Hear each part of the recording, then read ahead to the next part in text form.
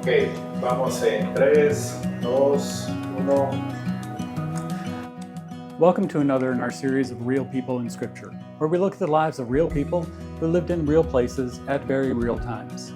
We are continuing our little mini-series within the series, looking at the life of Abraham. Now, Abraham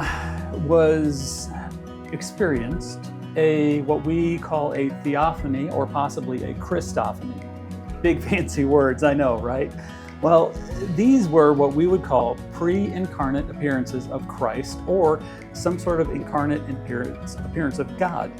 And so when we look at these things, they're incredible. And when they happened, it's just one of those blessings that it's hard for us humanly to grasp. But in Genesis 18, we read about this. Abraham had 3 men who came to visit him, and they were talking, and as they were getting ready to leave, the Lord said, "Should I hide from Abraham what I am about to do?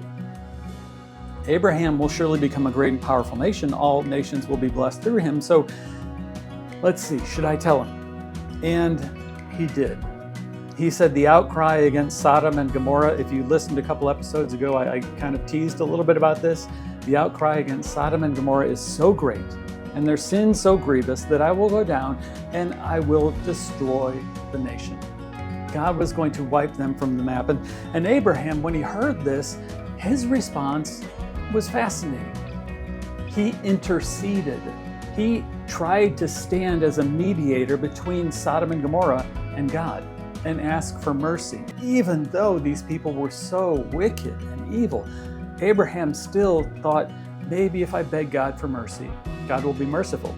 And so Abraham said, look, God, if we can find 50 people who are righteous, would you spare the nations? And God said yes. And Abraham said, that's wonderful. Thank you. I don't want to paraphrase. Again, Genesis 18, you can read it for yourself. But God said, Abraham said, well, how about 45? I mean, 5 people, that's not a big difference. And so God said, okay.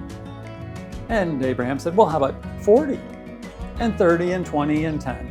And he stopped at 10 because Abraham thought, surely there must be 10 righteous people in Sodom and Gomorrah. Well, there weren't. It's astounding to think about that. There weren't 10 righteous people. The cities of Sodom and Gomorrah were so bad and so evil that you couldn't even find 10 righteous people. Now, we'll talk about this later in another episode, but the only people that lived there that were spared were Lot and his family. Again, we'll talk about that later, but I just want to remind you, and I'm going to use that word intercession again. Intercession is where we try our best to be a blessing and stand between someone else and God.